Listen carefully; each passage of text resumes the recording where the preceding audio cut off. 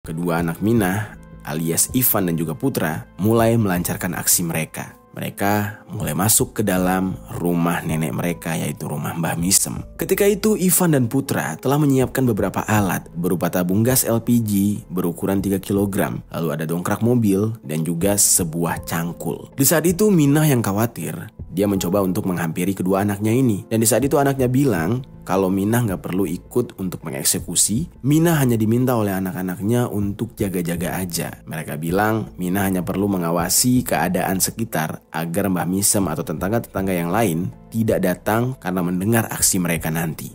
Halo Sobat Pena, apa kabar hari ini? Assalamualaikum warahmatullahi wabarakatuh. Nah, hari ini kita bakal ngebahas lagi kejadian-kejadian unik yang ada di muka bumi ini. Cerita hari ini adalah tentang sebuah kasus yang terjadi pada tahun 2014 silam.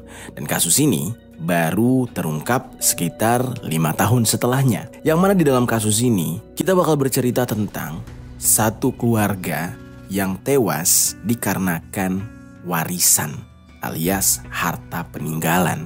Yang mirisnya adalah pelakunya adalah seorang ibu yang sudah berusia 53 tahun. Dia dibantu oleh anaknya yang berusia 32 tahun dan yang satu lagi 27 tahun. Nah, di dalam kasus ini mereka bertiga mengeksekusi korban yang merupakan keluarga mereka sendiri. Sadis banget kejadian ini. Nah, bagaimana cerita selengkapnya tentang kasus yang satu ini? Langsung aja kita bahas di Kata Pena.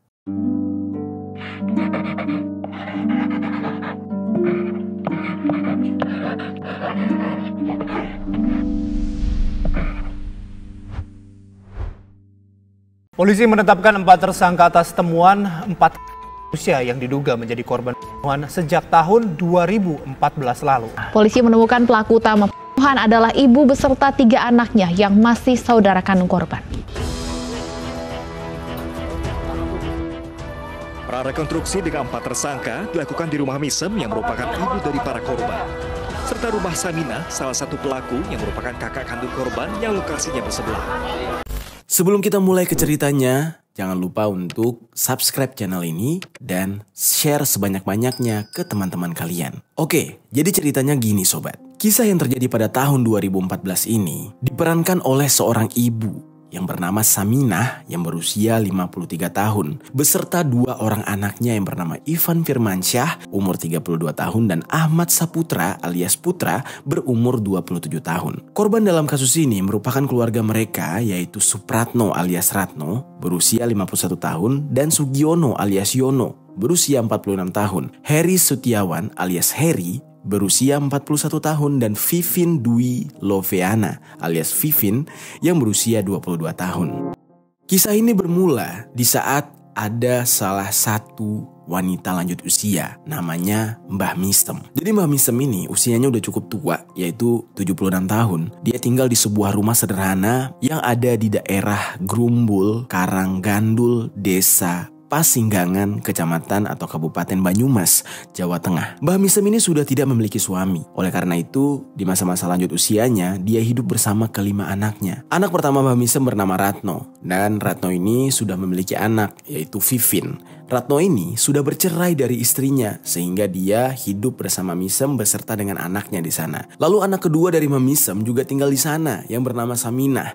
Diikuti dengan anak ketiganya, Yono, dan anak keempat yaitu Edi, serta anak kelimanya yang bernama Heri. Namun sobat, karena semuanya tinggal di satu rumah dan mereka jumlahnya cukup banyak gitu ya. Nah, mereka akhirnya merasa kurang nyaman. Dan Edi yang merupakan anak keempat dari Mbah Misem di saat itu berpikir kalau ibunya sudah banyak yang menemani di rumah tersebut. Akhirnya, tanpa ada rasa berat hati untuk meninggalkan ibunya di sana dan dia juga tidak mau membebankan orang-orang di sana, akhirnya dia memilih untuk pergi atau pindah dan tinggal bersama istrinya di tempat lain, tapi masih di daerah Banyumas. Nah, namun demikian, Edi ini masih sering untuk mengunjungi ibunya paling tidak 2 minggu sekali ketika dia tidak ada pekerjaan dan sedang santai waktunya. Pada awalnya, keluarga dari Mbah Misem ini ya terlihat biasa-biasa aja dan bisa dikatakan mereka cukup harmonis, rukun satu sama lain. Hingga pada suatu waktu, salah satu anak dari Mbah Misem yang bernama Saminah akhirnya juga berpikir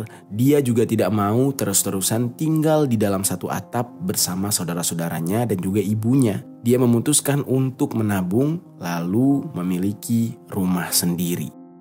Tetapi ada sesuatu yang janggal di sini. Ketika Saminah alias Minah ini membangun rumah, dia tanpa basa-basi atau meminta persetujuan dari saudara-saudaranya yang lain, tiba-tiba Minah ini langsung membangun sebuah rumah di atas tanah milik orang tuanya. Ya, artinya dia membangun rumah di atas tanah Mbah Misem. Rumahnya ini tepat di sebelah rumahnya Mbah Misem sekarang. Dan di saat itu sebenarnya yang dilakukan oleh Minah ini sudah termasuk ke dalam kategori melanggar. Karena mau bagaimanapun juga saudara-saudaranya kan masih hidup, masih ada. Mereka juga punya hak atas tanah orang tua mereka tersebut. Akhirnya ketiga saudara dari Minah merasa tidak terima dengan apa yang Minah lakukan. Bahkan ketika rumah itu sudah jadi dibangun, mereka selalu mengungkit soal kepemilikan tanah yang digunakan oleh Minah. Saudara-saudaranya ini selalu mempermasalahkan dan bilang kalau seharusnya tanah ini jangan dipakai dulu. Soalnya tanah yang digunakan oleh Minah ini masih ada hak mereka atau bagian mereka dan juga belum saatnya untuk dibagikan sebagai warisan karena ibu mereka yaitu Mbah Misem masih hidup. Lalu karena mereka merasa ini semua gak adil, mereka pun selalu membahas tentang hak mereka serta sudah menjurus kepada pembagian harta warisan. Dan di saat itu Mbah Misem benar-benar merasa sedih dan sakit hati atas kelakuan anak-anaknya ini. Di saat dia masih hidup, yang difikirkan oleh anak-anaknya adalah pembagian harta.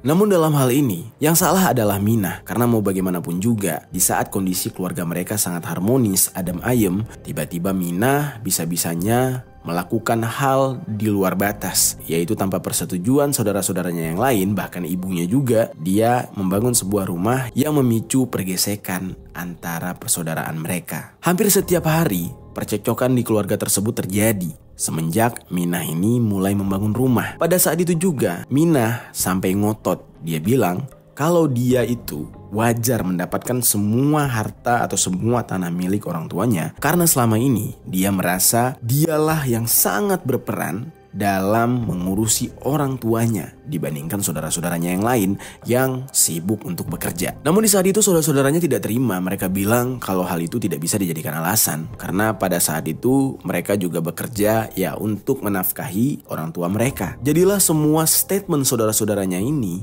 menyudutkan Minah dan Minah merasa tersudutkan. Dan percekcokan mereka ini juga selalu disaksikan oleh semua anggota keluarga, tidak terkecuali anak-anak dari Minah. Anak-anak Minah di saat itu juga merasa kesal karena ibu mereka selalu disudutkan oleh paman dan bibinya. Apalagi di dalam setiap percekcokan itu, ibunya selalu saja menjadi bulan-bulanan di dalam keluarga tersebut. Pada awalnya, mereka hanya menyimpan semua kejengkelan serta rasa dendam di dalam hati mereka aja. Mereka tidak berniat untuk melampiaskan semua itu. Ya, tetapi yang namanya dendam yang sudah lama dipendam pasti bakal meledak juga ya sobat. Hingga pada suatu hari, ada hal yang menurut Minah dan juga anak-anaknya ini sudah di luar batas dan membuat emosi mereka tidak bisa terbendung lagi. Pada saat itu, rumah yang dibangun oleh Minah itu sudah terlihat bentuknya. Tapi tiba-tiba ada petugas bank yang datang ke rumah tersebut. Petugas bank ini memotret dan mengukur tanah di tempat bangunan rumah Minah ini. Minah di saat itu merasa aneh dan dia benar-benar kesal. Siapa sih yang mengundang orang bank ini dan apa maksudnya semua ini? Akhirnya Minah pun bercerita kepada anaknya jika dia benar-benar tersudutkan sampai-sampai saudara-saudaranya ini membuat dia merasa diinjak-injak dengan mengundang orang bank untuk mengukur tanah di atas rumah yang baru dia bangun. Dan di saat itu dia mencurigai kalau saudara-saudaranya ini justru menggadaikan tanah tersebut kepada bank. Dan hal ini dapat mengancam rencana Minah yang sedang membangun rumah impiannya. Anak-anak Minah yang mendengar cerita ibunya tersebut juga akhirnya berada pada puncak emosi mereka dan mereka mulai merencanakan sesuatu untuk membalas dendam. Rencana yang terfikir di kepala mereka ini kemudian mereka bisikan kepada ibunya. Dan semula ibu mereka mendengar rencana anak-anaknya ini merasa sangat takut. Namun anak-anaknya ini terus-menerus meyakinkan Minah. Dan setelah Minah benar-benar yakin, akhirnya dia setuju dan mau terlibat untuk melakukan rencana yang diusulkan oleh anak-anaknya ini. Singkat cerita, pada suatu hari, yaitu tanggal 14 Oktober tahun 2014, Minah beserta dengan anak-anaknya yang sudah mematangkan rencana mereka mengawali semuanya dengan meminta Misem, yaitu ibu mereka, untuk tinggal sementara di rumahnya Minah yang baru, yang di saat itu sudah mulai ditempati oleh Minah. Di saat itu Mbah Misem, ibunya, juga memang dalam keadaan yang sakit. Makanya Minah ini sedikit memaksa untuk mengajak ibunya ini tinggal bersama dia. Tapi di balik semua itu, Minah sengaja melakukan hal ini agar rumah dari ibunya kosong dan Misem, sang ibu, tidak perlu menyaksikan apa yang nantinya akan diperbuat oleh Minah beserta anak-anaknya. Setelah berhasil membujuk ibunya, lalu dia membawa ibunya masuk ke dalam rumah yang sebenarnya hanya bersebelahan dengan rumah sang ibu. Di saat itu dia sudah mulai merasa aman. Kedua anak Minah alias Ivan dan juga Putra mulai melancarkan aksi mereka. Mereka mulai masuk ke dalam rumah nenek mereka, yaitu rumah Mbah Misem. Ketika itu Ivan dan Putra telah menyiapkan beberapa alat berupa tabung gas LPG berukuran 3 kg, lalu ada dongkrak mobil dan juga sebuah cangkul. Di saat itu Minah yang khawatir, dia mencoba untuk menghampiri kedua anaknya ini. Dan di saat itu anaknya bilang kalau Minah gak perlu ikut untuk mengeksekusi. Minah hanya diminta oleh anak-anaknya untuk jaga-jaga aja. Mereka bilang Minah hanya perlu mengawasi keadaan sekitar agar Mbah Misem atau tetangga-tetangga yang lain tidak datang karena mendengar aksi mereka nanti. Di saat itu, di rumah Mbah Misem hanya ada Yono. Jadi target pertama mereka adalah Yono. Mulailah di saat itu mereka masuk ke dalam rumah Mbah Misem. Lalu anak dari Minah ini, yaitu Ivan dan Putra, pada saat itu langsung berdiri tepat di depan kamar mandi, yang mana di dalam kamar mandi itu sedang ada Yono yang lagi siap-siap mandi untuk segera pergi bekerja. Ivan dan Putra ini menunggu Yono sampai selesai, dan ternyata setelah selesai mandi, Yono ini langsung membuka pintu dan Ivan di saat itu langsung melancarkan aksinya dengan cara menghantam kepala Yono dengan sebuah besi bekas dongkrak, dan itu dia lakukan sebanyak beberapa kali. Pukulan ini langsung disambut lagi oleh Putra yang menimpa kepala Yono dengan menggunakan tabung gas LPG. Kalian bisa bayangkan ya sobat, gimana tuh hancurnya kepalanya Yono. Akibat dari pukulan itu menyebabkan Yono langsung terjatuh lemas tidak berdaya. Dan bagian yang dihantam adalah bagian kepala. Pukulannya sangat keras dan membuat Yono meninggal dunia seketika di saat itu. Kepala Yono bersimbah cairan merah. Ketika kedua anak Minah ini melihat Yono sudah terkapar tidak berdaya, lalu kemudian mereka berdua menggotong tubuh Yono ini ke kamar Mbah Misem untuk mereka sembunyikan. Lalu aksi mereka ini tak cukup sampai di situ. Mereka masih mengincar dua saudara dari ibunya yang lain. Setelah mereka mengeksekusi Yono, kemudian mereka mengincar yang namanya Ratno. Nah, Ratno di saat itu tengah bekerja dan diperkirakan pulang pada sore hari. Ivan dan Putra ini menunggu Ratno pulang. Mereka duduk di ruang tamu rumah neneknya tersebut.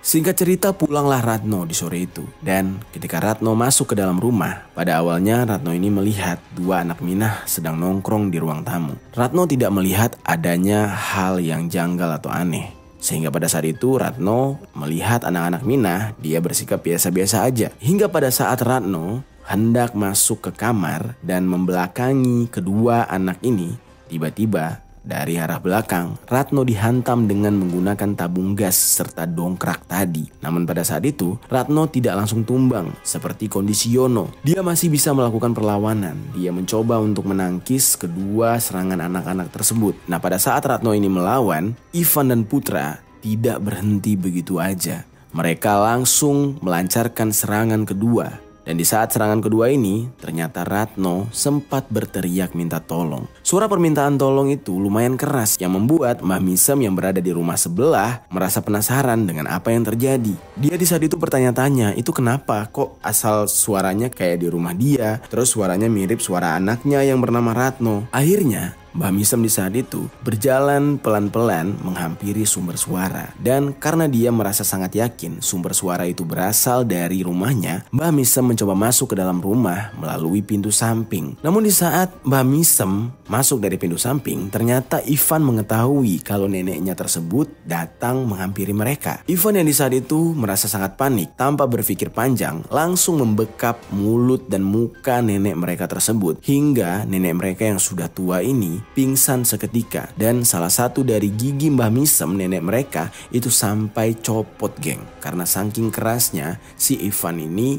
membekap mulut si nenek. Setelah Misem ini pingsan, Ivan dan Putra sempat berdebat. Irfan di saat itu mengatakan kepada Putra kalau dia ingin mengeksekusi neneknya juga, karena menurut dia neneknya ini harus dieksekusi, kalau tidak nanti bisa menjadi saksi yang membuat aksi mereka ini berakhir di penjara. Namun di saat itu Putra menolak, dia nggak tega untuk mengeksekusi neneknya, dan akhirnya dia memanggil sang ibu yaitu Minah. Minah pun datang menghampiri kedua anaknya ini, dan di saat itu lagi-lagi Ivan menceritakan keinginannya kepada sang ibu. Namun Minah yang juga tidak tega untuk mengeksekusi ibu kandungnya sendiri, akhirnya menolak untuk mengeksekusi Misem. Karena bagaimanapun juga Misem merupakan ibu kandungnya dan Misem bukanlah target eksekusi mereka. Karena selama ini dia merasa ibunya ini tidak memberatkan dia perihal rumah yang dia bangun di atas tanah ibunya tersebut. Tapi justru saudara-saudaranya lah yang membuat Minah ini merasa jengkel dan sakit hati. Nah lalu mereka mengambil keputusan, sebelum nenek mereka ini sadar dan menyaksikan aksi mereka, akhirnya neneknya ini digotong ke rumah Minah lagi. Setelah urusan nenek mereka yaitu Mbah Misem ini selesai, Irfan dan Putra kemudian membereskan jasad dari Ratno. Jasadnya mereka gotong dan ditumpukan dengan jasad Yono di kamar Mbah Misem. Kemudian tak lama setelah itu, target ketiga mereka tiba-tiba datang. Target mereka ini yaitu Heri. Heri dikala itu tengah memarkirkan kendaraannya di depan rumah dengan formasi yang sama seperti ketika hendak mengeksekusi Ratno. Irfan dan Putra itu duduk di kursi ruang tamu seolah menyambut kedatangan Heri di ruang tamu itu. Sementara Minah hanya mengamati pergerakan Heri yang baru saja datang. Proses eksekusi yang mereka lakukan pada Heri di saat itu sama persis dengan yang mereka lakukan pada Ratno, yaitu dengan memukul kepala Ratno sampai Ratno ini terjatuh dengan menggunakan tabung gas dan juga dongkrak tadi. Lalu singkat cerita, ketika hendak membersihkan dan membereskan semua barang bukti, mereka ingat masih ada satu anggota keluarganya yang masih tinggal di sana, yaitu Vivin, anak dari Ratno. Pada saat itu Vivin masih belum pulang. Dan Irfan dan Putra itu justru merasa kasihan nih pada Vivin yang merupakan sepupu mereka. Karena Vivin ini gak ada hubungannya dengan orang tuanya yang membuat ibu mereka sakit hati. Vivin tidak pernah mau ikut campur soal tanah yang diperebutkan oleh keluarga ibunya ini.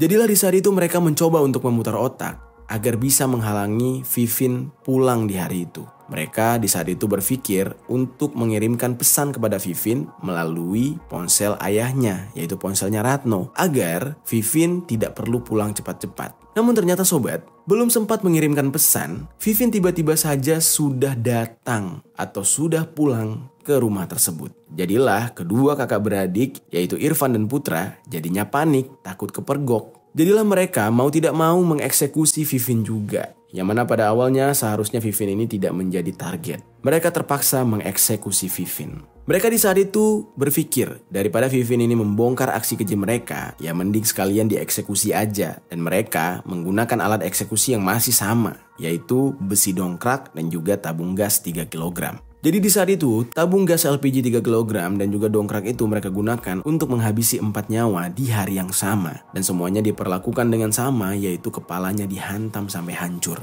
Kemudian, mereka merasa semuanya sudah beres.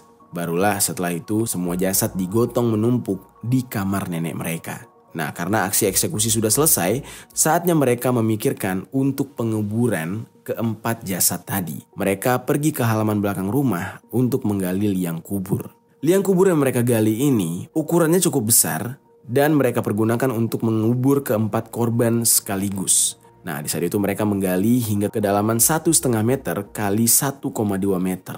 Kemudian setelah penggalian selesai, mereka membawa jasad tersebut satu persatu. Pertama mereka memasukkan jasad Ratno terlebih dahulu. Kemudian baru jasad Sugiono serta jasadnya Heri. Jasad ketiganya disusun sebaris, sedangkan jasad Vivin barulah ditumpuk di atas jasad Yono dan Heri. Lalu tidak lupa juga mereka menguburkan semua barang bukti yang mereka gunakan dalam eksekusi, seperti besi dongkrak dan juga tabung gas LPG ukuran 3 kg tadi. Lalu geng, di dalam keluarga ini masih ada satu orang lagi, yaitu anak sulung dari Minah. Dia ini seorang perempuan yang bernama Saniyah. Nah, di saat itu, Saniyah ini tiba-tiba datang. Saniyah sangat terkejut dan dia bingung dengan apa yang sebenarnya terjadi.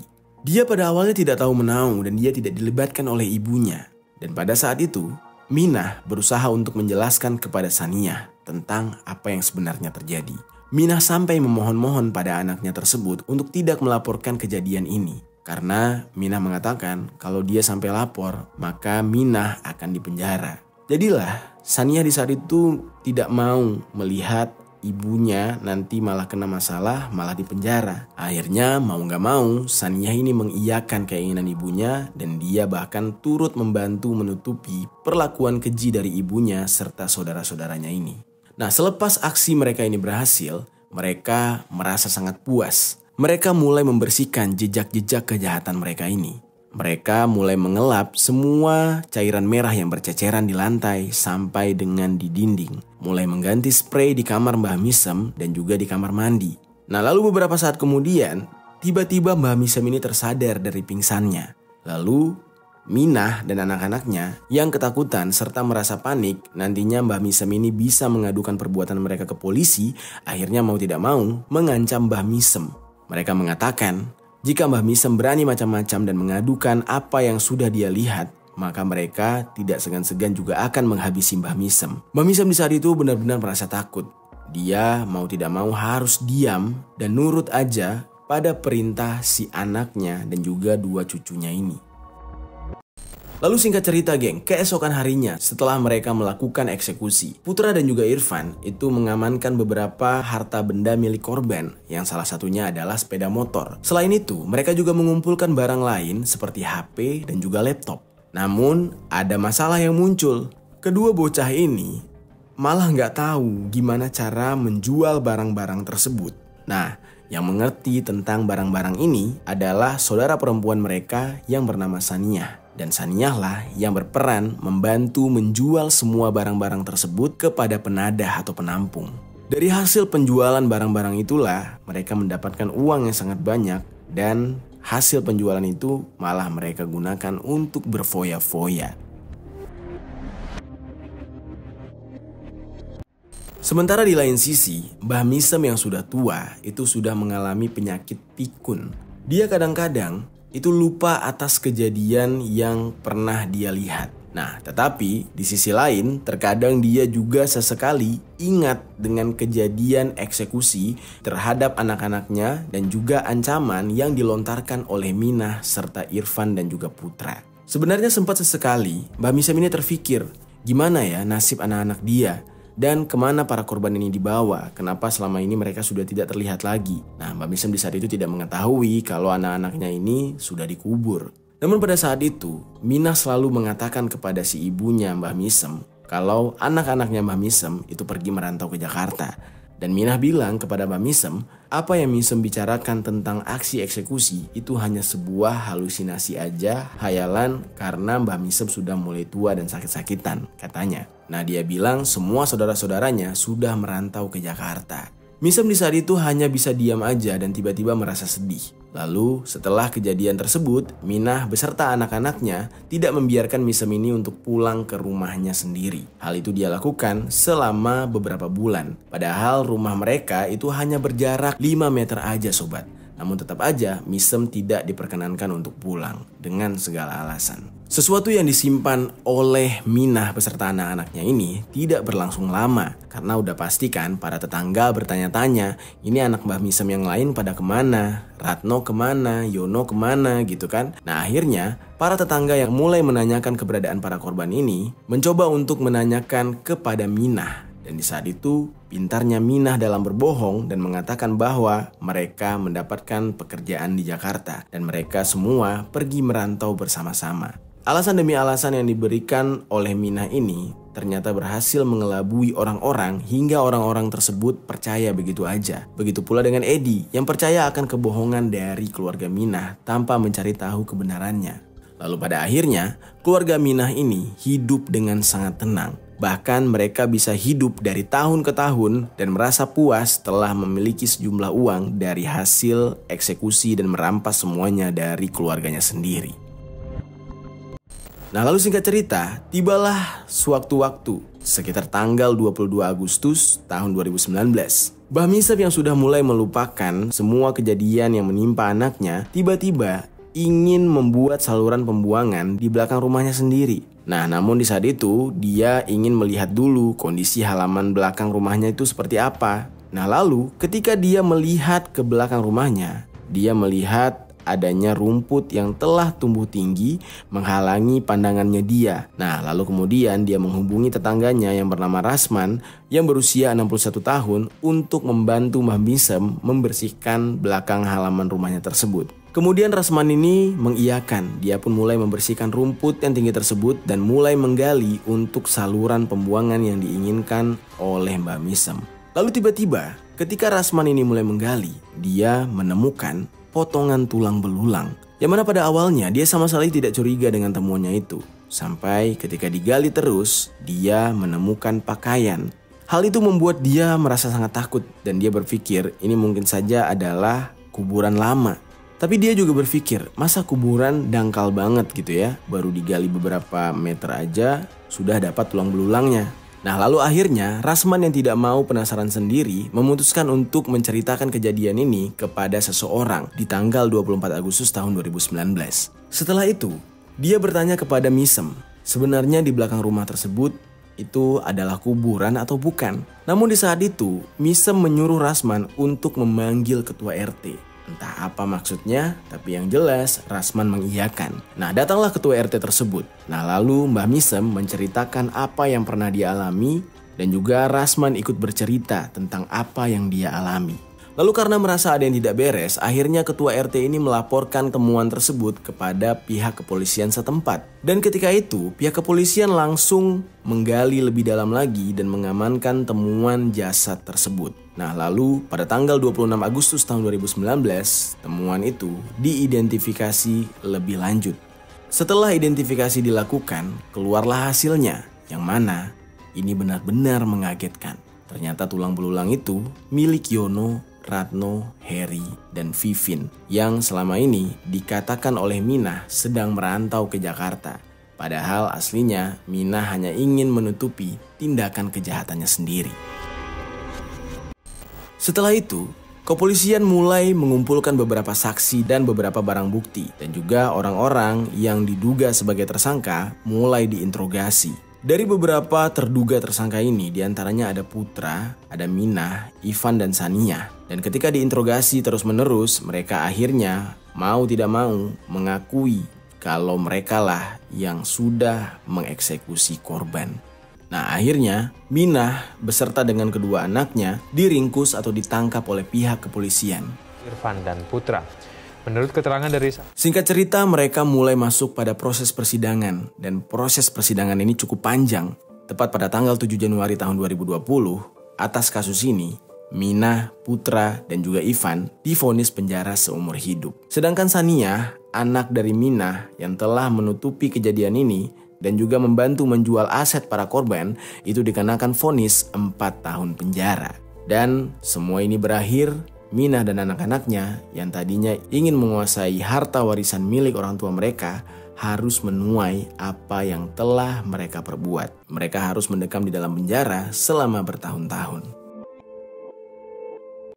Itu dia sobat, kisah tentang perebutan harta warisan yang terjadi di keluarga Mbah Misem dan juga keluarga Minah. Hal ini benar-benar gak bisa ditiru. Hanya karena masalah harta benda, akhirnya dengan tega mengeksekusi saudara kandung sendiri.